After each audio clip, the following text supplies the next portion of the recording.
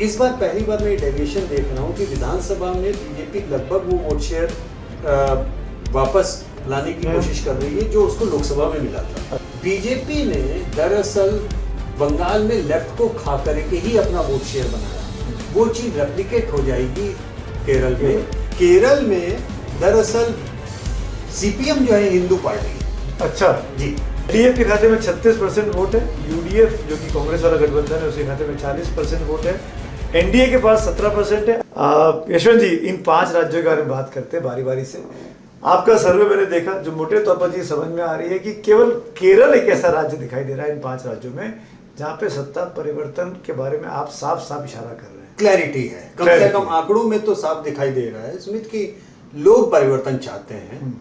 अब एक विचित्र बात यह है कि अब बोलेंगे यशवंत इन आंकड़ों में कितना आपको खुद पे भरोसा है। अपने आंकड़ों पे मुझे जितना 100% भरोसा है, लेकिन मेरे आंकड़े कांग्रेस ध्वस्त कर देगी इस पे दोहरा भरोसा है। ऐसा क्यों बोल रहे हैं? अरे कांग्रेस को लेकर के जब हम करते हैं, जहां जहां पे जो बोलते हैं वो जीतने की जब उनकी अवस्था होती है और हमारे सर्वे में आता है कांग्रेस जीत रही है, वो पता नहीं अपना खेल क्यों बिगाड़ लेते हैं खुद ही। ये तो आप ठीक बोल रहे हैं, है ना? तो हरियाणा में महाराष्ट्र में तो ये डर जरूर लगता है। लेकिन अदरवाइज जोक्स अपार्ट ये बात सही है कि 10 साल की इनकम्बेंसी केरल में है और इस बार कांग्रेस उतना ज्यादा डिवाइडेड हाउस की तरह नहीं दिख रही है। अच्छा, थोड़ा सा बेहतर उनका कोऑर्डिनेशन लग रहा है।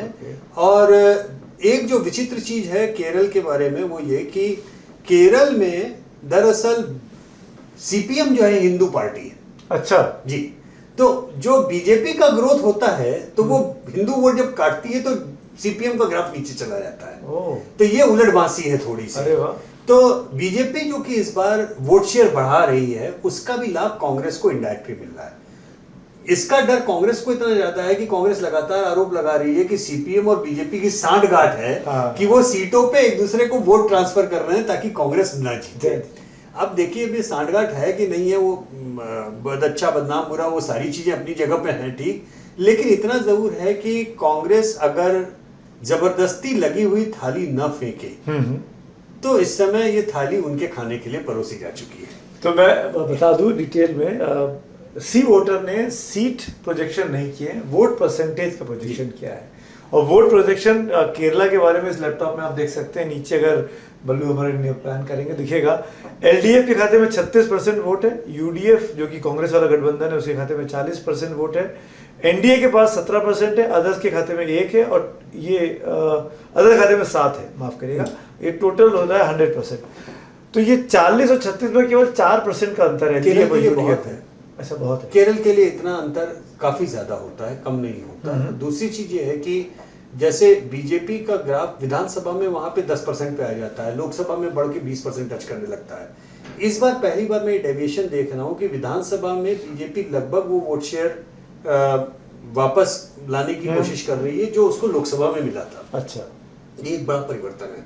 और अगर यहाँ से बीजेपी अच्छा प्रदर्शन करती है तो दो ही चीजें हैं, या तो कांग्रेस जीतेगी या लेफ्ट जीतेगी। और ये दोनों ही मेरे ख्याल से बहुत एक आप कह सकते हैं टर्निंग पॉइंट होंगे अपने अपने तरीके से। मैं सिनेरियो नंबर 1 बोलता हूँ जो सर्वे कह रहा है कि कांग्रेस जीतती है।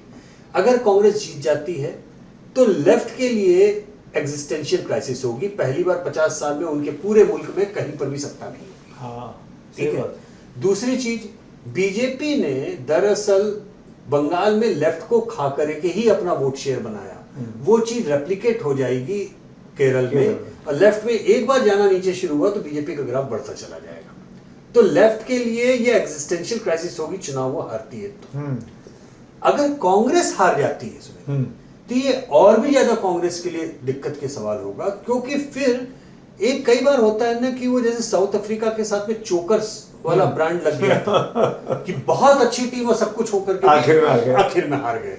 तो एक अनविनेबल होना या जीत न पाना, ये एक चीज ऐसी चिपक जाएगी जो कांग्रेस के ब्रांड के लिए बहुत दुखदायी साबित होगी। वो भी तब जबकि 2 बार से एलडीएफ जीत रहा है, वहां पे जीत रहा है, एंटी इनकम्बेंसी है और आप के हाथ में सब कुछ होकर के भी आप केवल अपने खराब प्रबंधन और सिर्फ अव्वल से चुनाव हार जाएं। तो ये एलडीएफ के अगेंस्ट में एंटी इनकम्बेंसी है या कांग्रेस के लिए प्रो इनकम्बेंसी, प्रो वोटिंग है, ये क्या कैसे कहेंगे इसको? मैं इसको एंटी इनकम्बेंसी बोलूंगा। अच्छा, इसको नाराजगी ज्यादा है। प्रो का इतना ज्यादा मैं इसलिए नहीं बोलूंगा क्योंकि कांग्रेस के लिए स्विंग कोई बहुत बड़ा वैसा होता जा रहा है। ये थोड़ा सा अभी कहना मुश्किल। देखिए, लोकसभा चुनाव में पिछले 2 बार कांग्रेस ने स्वीप किया है। 19 में स्वीप किया लोकसभा और विधानसभा हार गए। अभी 24 में स्वीप किया। तो इसका मतलब आपको जब इतनी लंबी 20 में 18 सीटों की आपको लीड दे रही है जनता, तो कुछ तो आप गड़बड़ कर रहे हो ना, जो विधानसभा में हार जा रहे हो। आप अगर उसको ठीक नहीं कर पा रहे हो तो कहीं कुछ प्रॉब्लम है। अब ये बताइए, आपकी इस पोल में क्या कहीं ये भी दिखाई दिया आपको कि मुख्यमंत्री कौन बनेगा कांग्रेस की तरफ से? जी, और ये केसी वेणुगोपाल नाम है इसमें? नहीं, ये आपको बता दें कि कांग्रेस के लीडर्स में जितने बड़े बड़े तुर्रम खां थे, उनके नंबर बिल्कुल नहीं आए। अच्छा। और जो नंबर आ रहा है वो एक ऐसे व्यक्ति का आ रहा है जो लीडर ऑफ अपोजिशन रहा है कांग्रेस का, नॉन कंट्रोवर्शियल, जिसे सज्जन सीधा इंसान कहते हैं, सतीशन साहब। वो किसी 3 में ना 13 में, उनका कभी बहुत ज्यादा कंट्रोवर्सी में, इनफैक्ट उनका नाम ही नहीं आया। अच्छा। वो इतने ज्यादा नेशनल मीडिया में कम से कम हम लोग जानते भी नहीं होंगे, चर्चा ही नहीं हुई। बिल्कुल। लेकिन पिछले 12 हफ्तों में मैंने उनका ग्राफ ऐसे अपने ट्रैकर में बढ़ते हुए देखा है, क्योंकि कहीं ना कहीं कांग्रेस के लीडर वो वर्कर और वोटर्स को ये लगने लगा कि ये जो बड़े बड़े तुर्रम खां हैं, यही आपस में लड़के बंटाधार कर देंगे। रमेश चन्नीथला, केसी वेणुगोपाल, सारे ये जो और नंबर दूसरे नाम पे जो आया वो फिर भी आया आपके शशि थरूर जी का, जो इकलौता दूसरा कांग्रेस का लीडर है जिसके डबल डिजिट में नंबर आए। अच्छा।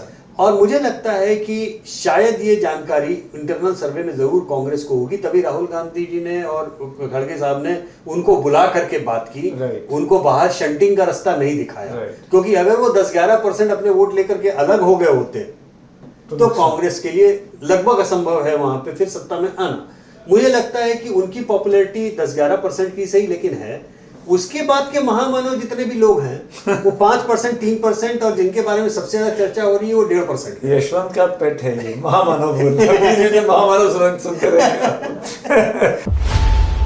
खबरों की रणभूमि में यहाँ शोर नहीं, सोच लड़ती है, जहां शब्द नहीं फैक्ट्स वार करते हैं और हर सवाल खोलता है सच की नई परत।